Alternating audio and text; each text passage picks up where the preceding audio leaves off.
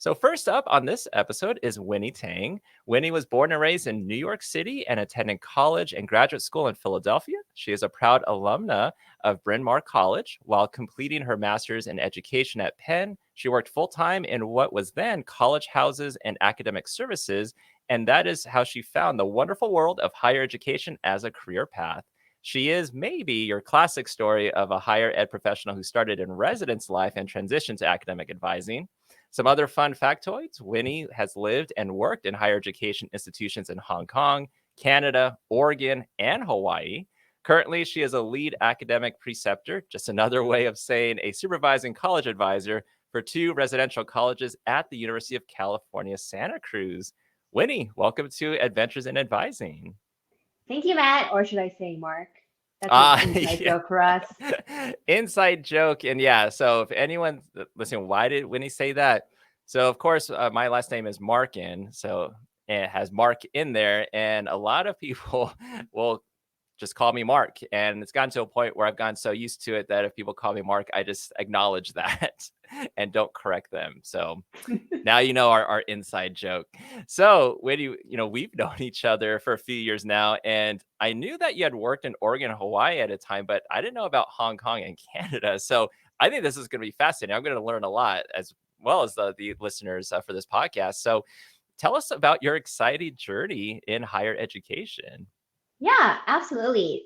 Thank you so much for having me on this podcast. And yeah, I can definitely start with how I ended up in Hong Kong and Canada.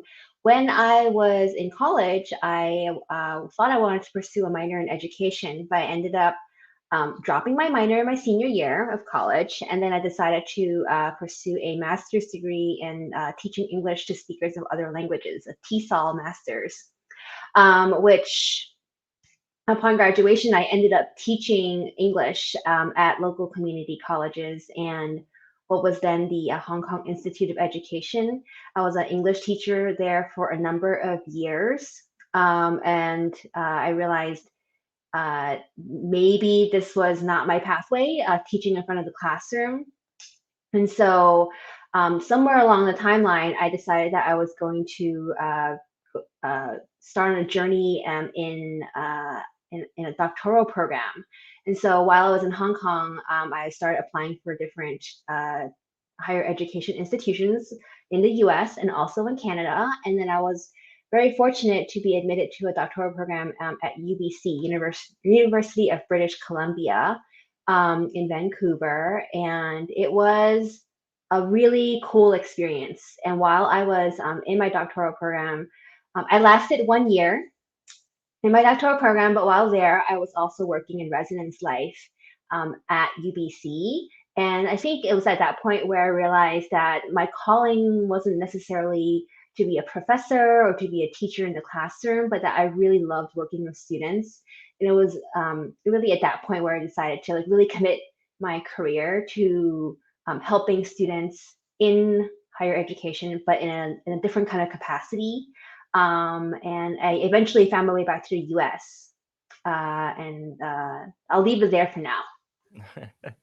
Yeah, it's just wild, kind of how things happen, and then it's like a trial and error kind of thing, where it's like, let me test things out, see how it goes. I wanted to do this, maybe not, Yeah. but yeah, just kind of where life takes us. I always find that to be really amazing. And then yeah, then let's talk about Oregon and Hawaii, and then to UC Santa Cruz. Tell us about Yeah. that journey. Yeah. So let's see. So one of the reasons why I lasted 1 year in my doctoral program, and a big lesson that I learned during that time is what my priorities are, what's important to me, what I'm good at. Um, and one of my big priorities was I was at that point I was in a long distance relationship. And at a certain point, we were trying to maintain a relationship between Hong Kong and Philly, and Hong Kong and Davis, California, and between Davis, California and Vancouver, Canada. So different countries, different coasts, all these different things. And long story short is we decided that our relationship was really important, and Canada just wasn't going to work out for us as a couple. And so at that time, after doing my 1 year in the doctoral program, um, I was looking at different options of basically how to be together in the United States, because a really shocking thing to my system was as a student at UBC, I was considered an international student, so that was just like a really interesting experience for me. Anyway, so at the end of my first year of my doctoral program, I was looking at different jobs on the West Coast and specifically in the Pacific Northwest, because I knew that even though Vancouver, Canada wasn't going to work out for me long term, I knew that I loved the PNW. And my partner, now husband, now also really likes the PNW, likes the PNW. And that's how basically I ended up in Portland, Oregon. And my role, I got my job or got hired into my position in August, just before move-in and RA training was happening. So everything was definitely in a blur. It happened super duper fast, but I'm forever grateful for my supervisor who hired me into the residence director position. But I have to clarify about this because at Portland State University, they had, at that time, they had different types of residence directors. Some residence directors are your traditional RDs who work in housing, and they oversee buildings or spaces or living spaces. But then PSU at that time also, I think still does, also had a different type of residence director that oversaw a residential learning center. So there was a learning center that was housed within, quote unquote, the dorms, the residence halls. And so that was actually I was an RD for the learning center. It was called University Success. And that actually was pretty amazing as an opportunity because it was a blend of, it wasn't academic advising formally. It was primarily it was academic coaching, and it was a blend of academics and student life in one position. So on the one hand, we of course did some residence life programming, like throwing after hours events, craft nights, study skills workshops, things like that. But I also got to supervise the learning community assistants, LCA, learning community assistants, who were kind of like the RAs in the dorms, but they were actually more focused on the academic side of things. And so that was my first exposure to academic coaching, working students on their academics, helping students figure out their degree requirements, how to get into majors and things like that. And so that was, this was a really eye-opening experience. I had not known about this type of blended role prior to working at PSU, but I found a lot of joy in it. So that's Oregon. Should I continue with like Hawaii? Yeah, let's go. Okay, Hawaii and cool. then to Yeah. California. Yeah. Okay, sure. Okay. So yeah, so then I was there for about a year and a half, and then also, so the theme is my relationship really matters to me, and at that point, my partner had uh, got a job. He applied and got a job at the University of Hawaii at Manoa, and it was both happy and sad, right? Because we love the PNW, but also Hawaii. Like, we think, oh my gosh, it's great. So it was an opportunity that we could not pass up. And it was a really good move for both of our careers. My partner also works in higher education, but more with international students and international programs. Anyway, so we both work in higher education, and this is a really great opportunity for my partner. And so he moved to Hawaii, to Honolulu. And the lesson learned from our previous long distance attempts is it is important to have a plan to get together at some point. And so my boss at PSU, so super great. I let her know about what was happening in my own personal life and my plans, like basically the long departure. So I started looking for jobs at or in Hawaii. My graduate degree is in teaching English, so trying to leverage that master's degree, but also kind of trying to exit the field as well. So when I first ended up in Hawaii, I was teaching English because there were lots of English teaching opportunities.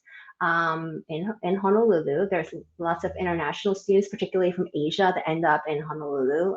And UH Manoa is an excellent school for international students. So I did that for a few months. Then trying to get away from English teaching because I felt like that still wasn't my calling. Ended up getting a position at the John A. Burns School of Medicine with the University of Hawaii, but short for JABSM. And I was there very happily, except for the position was a contract position, or sorry, it was a grant funded position, and I came in at year 5 of a 5-year grant. So I was a learning specialist, and it was an amazing position, and I felt like it was really important to my experience in Hawaii because it really introduced me to the history and the culture of the Hawaiian Islands, which is very unique and different from the continental United States. I learned a little bit of Hawaiian language. I learned a lot about history. It was very culturally immersive. So yeah, if that grant, so for me personally, I like stability, and if I had known that the grant would have been renewed, which it was actually, but if I had known it would have been renewed, I would have stayed longer, but I didn't know at that time. So anyway, so I was working at the Native Hawaiian Center of Excellence, which is a pipeline program to get Native Hawaiian students into hopefully medical school, hopefully within the University of Hawaii system, because then training medical providers to serve the Native population and things like that. Anyway, so I really believed in the mission, but that lasted just a short time because after that, I finally ended up getting an interview for an academic advising job at the University of Hawaii at Manoa.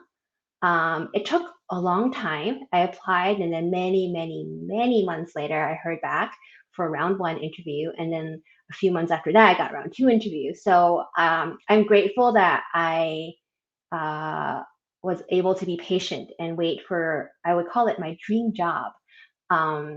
Yeah, and I guess I could talk a little bit about who I was advising at the University of Hawaii. Yeah, what was the center, like the student populations and your role there? Yeah. Yeah, absolutely. Yeah, so it was with the Manoa Advising Center, MAC, and it was a center that Makino Kanehiro, MMK, had worked so hard for so many years, and it was an advising center created for exploratory students.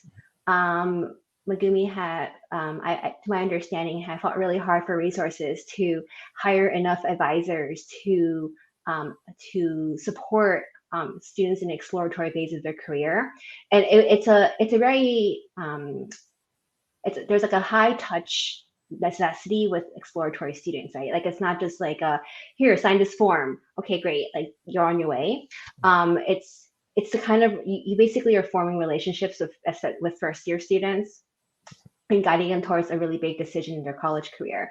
And it was just an amazing time starting my advising career at the Manoa Advising Center. I had to learn, I did not attend UH Manoa as an undergrad, so I had to like learn about the 100-ish majors that UH Manoa had to offer, all the different requirements, all the prereqs, all those different kinds of things. So it was excellent. It was a wonderful challenge. Yeah, that's kind of like what I was doing in Hawaii. And did you work with was Matt Ng part of that? Yeah. Yes. So I would say Megumi and Matt, and I mean the whole crew is basically how I got started in Nakata.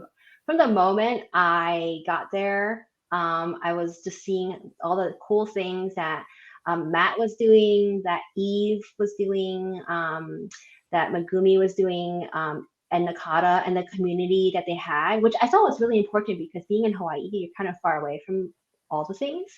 But they had so much community in a professional sense, and it was through Nakata. And from there, I was just learning about like all the different ways of getting involved. I think Region 9 is kind of cool because Region 9 has Hawaii.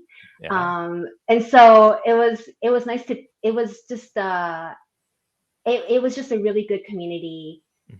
that I found in my office specifically, and then being exposed to advisors from like California and Nevada. So that was like a really good start. So my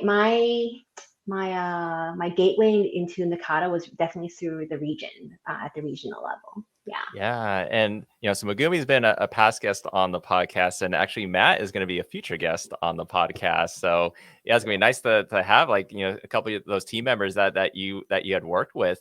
And when you were at UH Manoa, like you've done various conference presentations. Now, one of them was a co-presentation on supervising peer advisors, peer coaches, and student workers, how to nurture growth and effective leadership.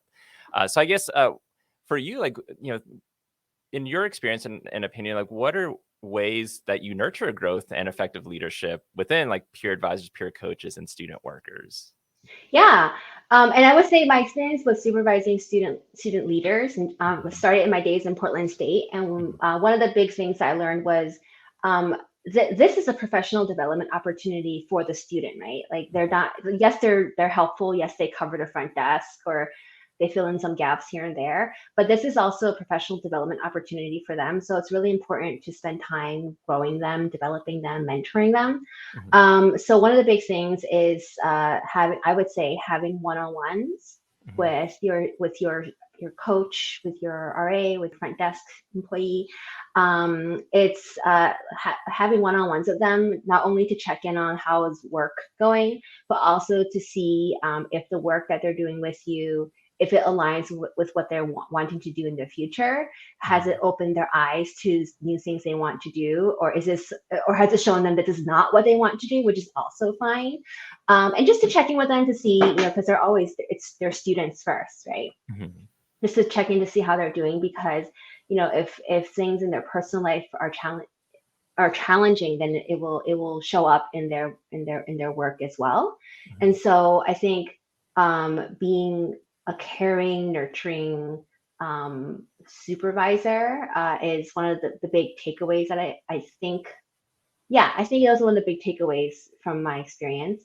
The Manoa Advising Center in particular was really interesting, and that was like a presentation that we had to. It was a co-presentation because we actually had different kinds of student workers Mhm. in our offices, and so that was like one of the reasons why we decided to do a co-presentation, because each of us worked with our student workers in slightly different ways. Like the expectations were a little bit different. So like when for a while I was supervising our front desk student workers, and their job responsibilities are more like triaging questions, customer service.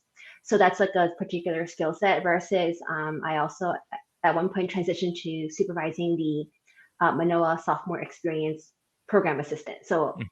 a student worker who helped you run a program. And that particular skill set was not necessarily customer service, but more event planning, being organized, like program management. So that was like a different way of supervising a student worker. I was never a peer advisor supervisor. So that's where in that Mhm. presentation we brought in a peer advisor supervisor, because of course when you train peer advisors, you also are trying to train them with some advising knowledge, Mhm. which is also important for when they interact with their peers. So yeah, that was kind of the gist of our our presentation. Did I answer the question, Matt? Yeah, you did. No, fully. Yeah, you definitely answered it. And I do have a follow-up in a way. And maybe Mm-hmm. there's answers, maybe not. But like at many institutions, like you have, there might be peer advisors, peer mentors, peer Mm-hmm. coaches, student Mm-hmm. workers. And Yeah. like for us as like staff or faculty, Yeah. in a way, we know what the differences are. But like from a Mm-hmm. student perspective, sometimes maybe they mix them all together and assume they're all like peer advisors or they all do the Yeah. same thing. It, Yeah. do you have thoughts on like how to help students know the differences between all of them? Because Hmm. you might meet with a student and let's say they're like, "Oh yeah, my peer advisor told me this," and then it turns out Hmm. it wasn't a peer advisor, it was someone else, and then Yeah. with all because even there's some overlap with all of it too. There is a lot of overlap. And do you mean like to help like the non-student worker know the difference between the student workers? Yeah, well, I guess that Yeah. students knowing the difference, but Yeah, also like, even anyone that works on campus to know the difference. yeah, Because even I think some of them might just assume they just put them all in yeah. one group. So this is like something really silly, but a little bit basic. But name tags really help. Mm, So this is just a very like practical thing. Just even having a name tag that's like, "Hi, my name is Winnie, peer advisor." Then when you're interacting with the public, they know at least what your job title is. mhm, Versus like if you just you run across a student, you don't know like what their actual role is. So I mean, name tags for one thing, I find them to be very effective. At every yeah. place that I've worked, I've pushed for tiny bits of funding to get name tags for people. Um, and then I would say, as far as knowing the differences, let's see, not to get too controversial, I would say, yeah, even like staff members, they're like, oh, this is a student worker. Can they help me make photocopies? Yeah.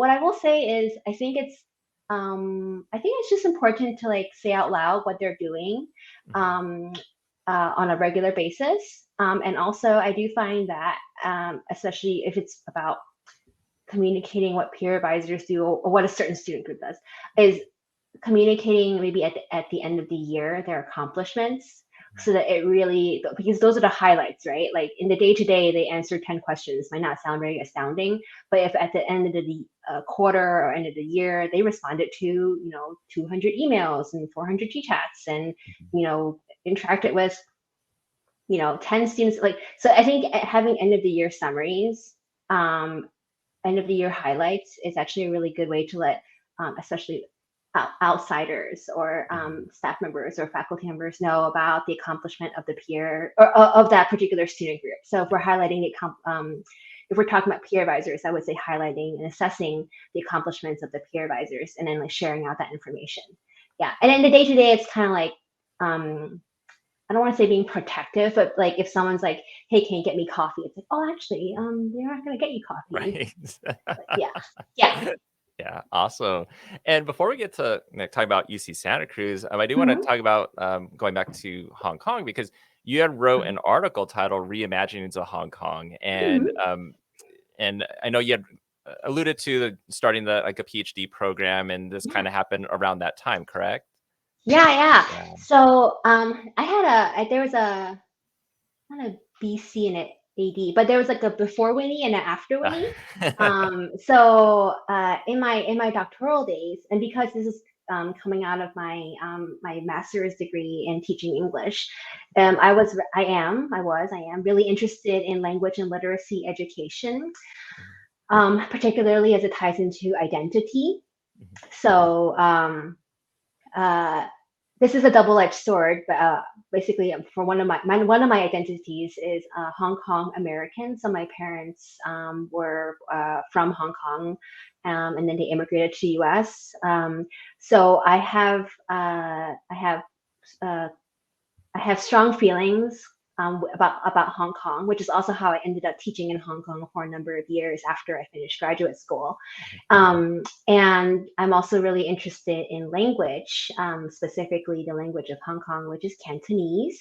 Um, Many Asian Americans might have maybe similar experiences of being bicultural, but having varying levels of proficiency at their quote unquote mother tongue.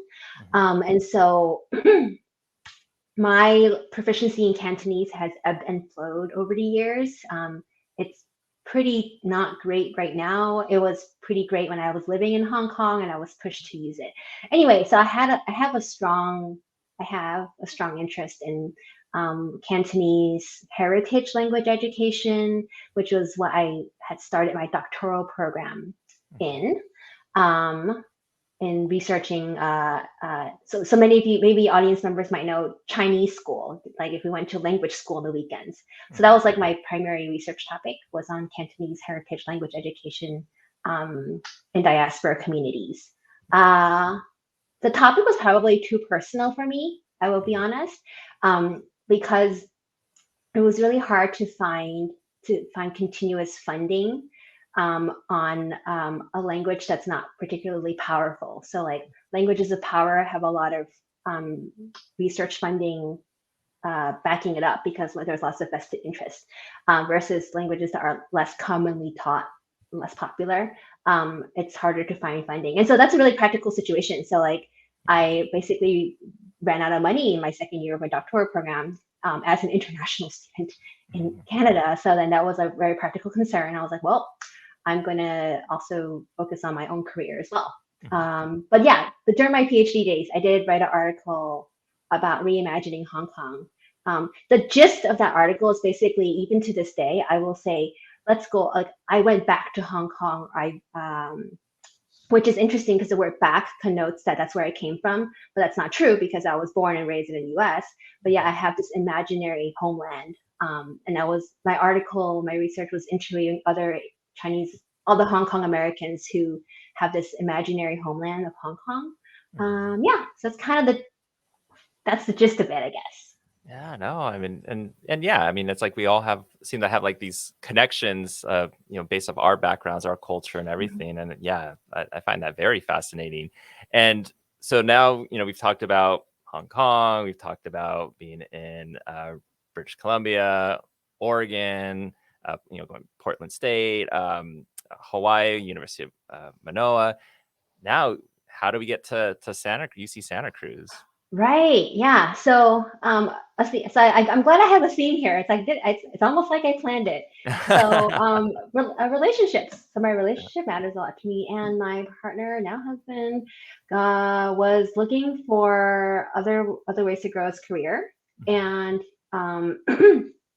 he ended up with the Division of Global Engagement at UC Santa Cruz, and so we visited together to see if this was a place that we could move to together. Clearly it was, because he changed jobs. And then I started my job search process.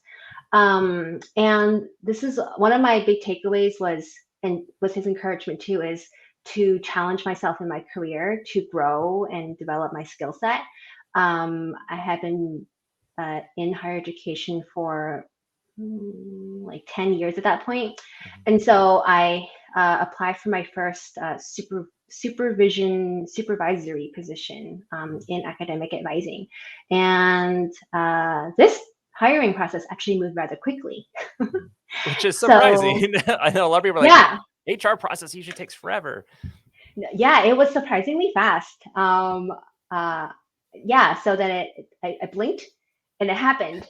And I suddenly found myself at the starting a new position at the very tail end of winter quarter at a new institution.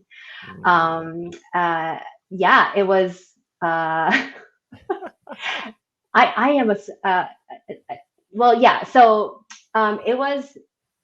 When I look back on it now, I'm like, well, how did I do that? It was really hard at the beginning, starting a new position at a new place in the middle of the school year. But I'm really glad that I challenged myself and pushed myself, because it's helped me grow so much in the work that I do in academic advising, and I feel like I am definitely in a position to help make positive changes.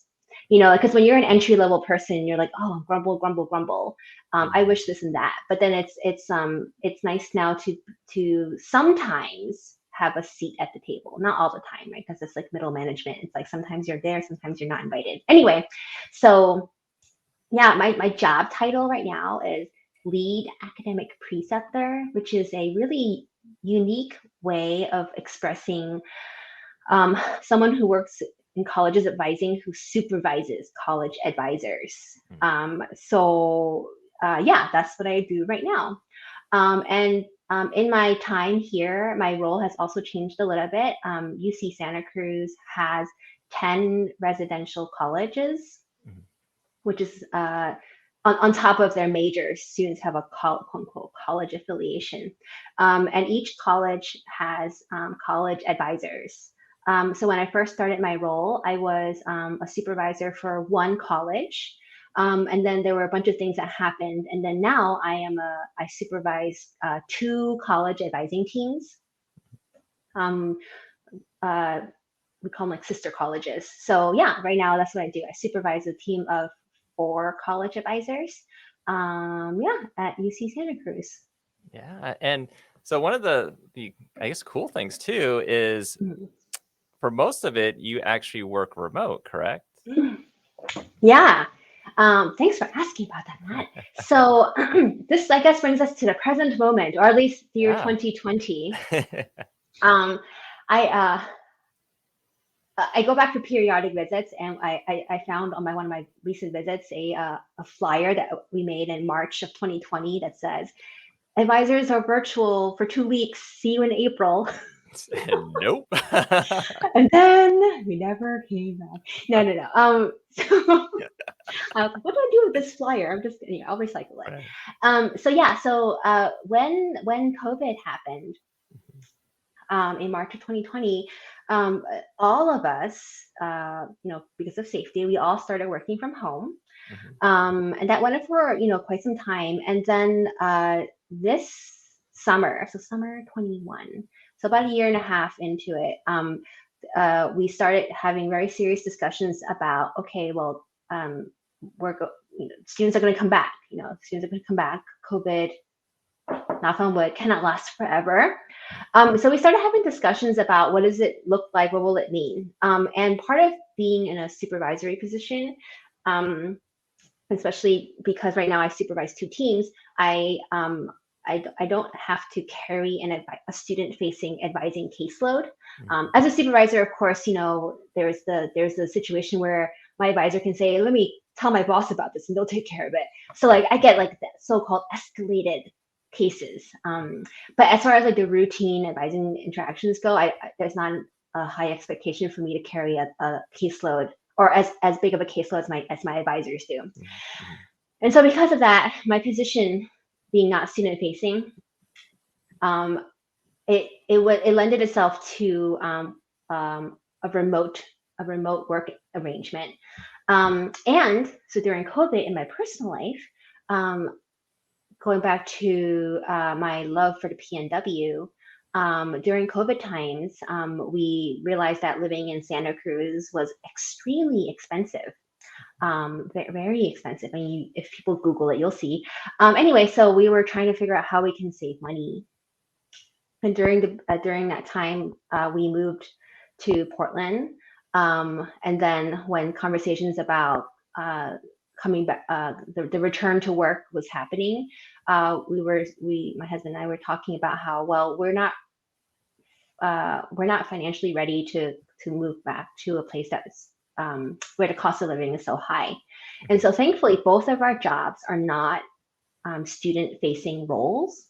He's more operations, and for me, I'm not always student facing.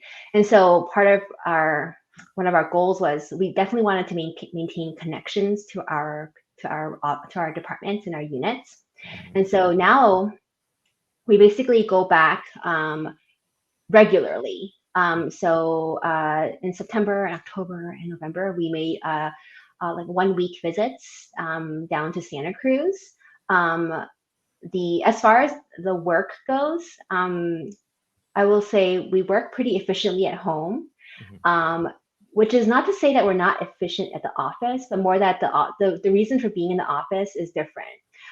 So like the moment when someone pops into your office just to say hi or just to chat with you, you could see it as an interruption, but also it's the purpose of being there is to have those chats, have that connection, have that FaceTime with people. Actually, with our masks on because there's a mask mandate on campus. So yeah, so the purpose of being in the office on a regular basis is to maintain those connections, and then for the other parts of our time, like 75% of our time, we're doing our work from home, and that's worked out okay so far. And it's also probably worked out better than I expected because most of my team, they are on a hybrid schedule. So my advisors do carry a caseload, or they do spend the majority of their work time meeting with students. But quite a few of my advisors, they work either a 3-2 schedule, which is 3 days in, 2 days out, or they might be working a 4 days in, 1 day out schedule. And that's also been really beneficial for them. But for that reason, though, most of our meetings are still on Zoom because on any one day, it's like, I don't know who's in and who's out. So we're just going to do it on Zoom because everyone has a computer. Yeah. So yeah, I mean, and I'm sure there are people listening that are like, oh, I wonder if I could take that back to my institution or my job and potentially do something like that, or even it's like something hybrid. But I guess you know, you're supervising. So how has that been like for like the individuals that you supervise? Have they been fine with that? Have there been any Mm. challenges, or has it is worked pretty well? Yeah, I mean, hopefully if my advisors listen to this, they'll agree with what I'm saying. My sense of it is that it has worked out pretty well.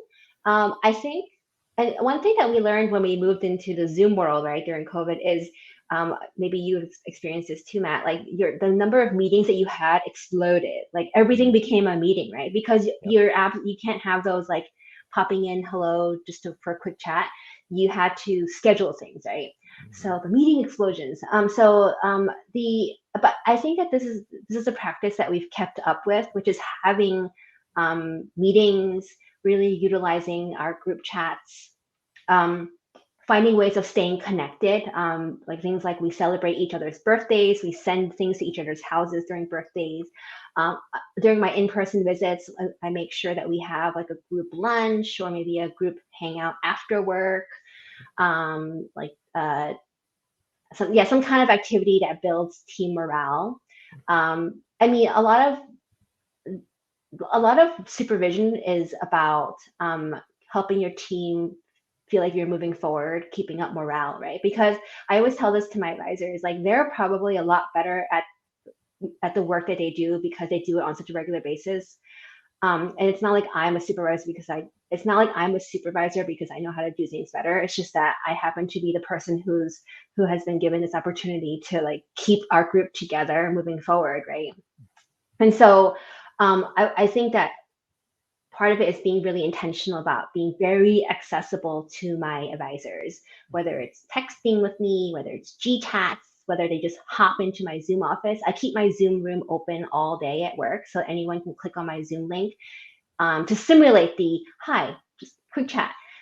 So I keep my Zoom room open all day at work. So I'm very accessible to my advisors. I share my calendar with them so they know like if I'm not responding to them, it's like why is Winnie's in a meeting, that's why. Mhm. So that's something that I've been really conscientious of being accessible and also being really accessible to my supervisors, right?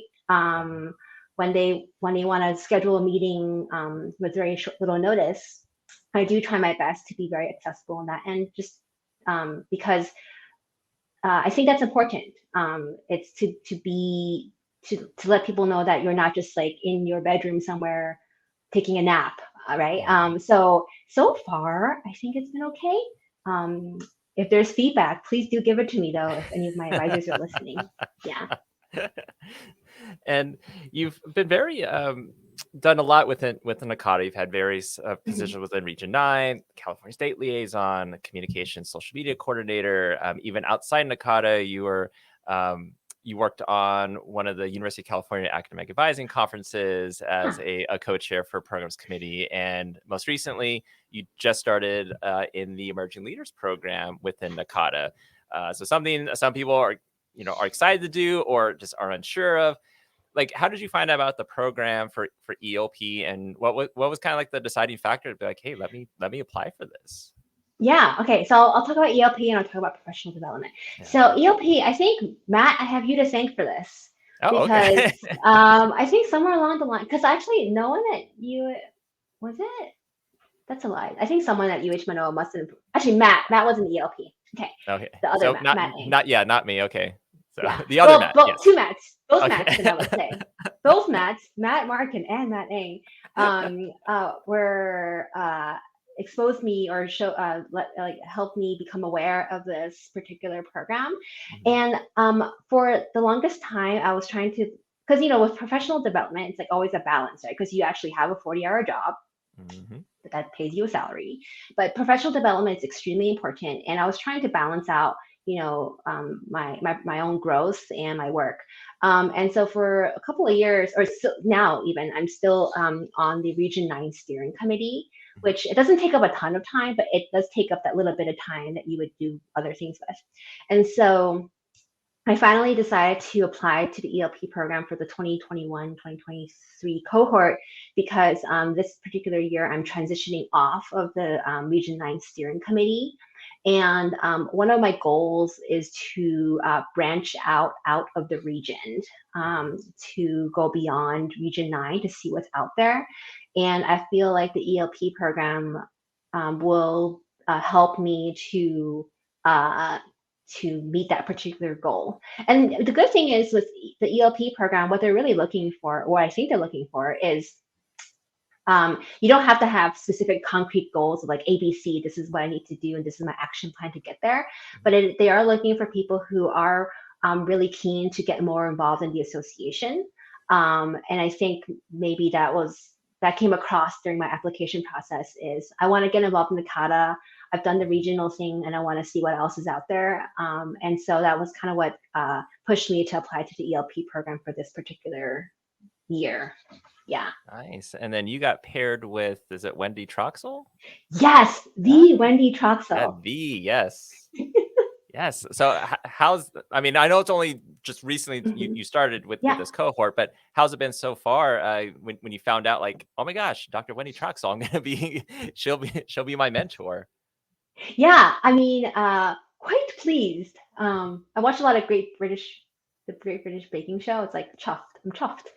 I'm not using that correctly. Anyway, we need Colin here. So I was very, very happy to be paired with Wendy as my mentor. I was particularly drawn to like Wendy specifically because of her strengths in assessment. And this is an area that I don't know if I want to develop my career in that assessment specifically, but I definitely want to learn more about it. And so that's one thing that really in the few times that I've had to connect with Wendy one-on-one so far, because we have only done like 2 meetings so far, but it's just really nice to hear someone talk about what they're doing in the kata. And then on top of it, it's just beyond the assessment piece and beyond the research piece of these are all Wendy's strengths. But beyond that, it's just Wendy just knows so many people. And so that's part of like why I really like being her mentee is if I mention to her about a particular interest, then she'll know someone who she can connect me with. It's kind of like when you're an advisor and you have a student who's like, let me email general email at college.edu, but it's like, oh, let me actually connect you with Winnie from this particular place who can help you with this stuff. So that's kind of like what Wendy, that's who Wendy is to me. It's like when I talk about or when I mention the thing that I'm interested in. Wendy's also really just great at connecting me to different people. So that's how it's been going so far. I now have so far we have, in the beginning, you have to decide what your commitment is or what your goal is with each other. And our goal or commitment is to meet once a month. We're in different places. So we have Zoom meetings basically once a month. Awesome. And just a little plug, if you want to hear more of Winnie's experience on the Emerging Leaders Program, for Region 9, there will be our Talk Story panel about the Emerging Leaders Program with various people who've been in or are currently in the Emerging Leaders Program. So if you're an Akata member, check out the future emails for promotion on that. And as we wind down on this interview, on the UC Santa Cruz website, they kind of list everyone's bios on there. And it listed that you love going on food adventures. So what was the latest food adventure that you've been on? Oh, well, oh gosh. So, in the before times, it would be any new restaurant that would pop up in town, I would get, a friend or two together to do that. But, in the current times, I am being very careful. But actually, we were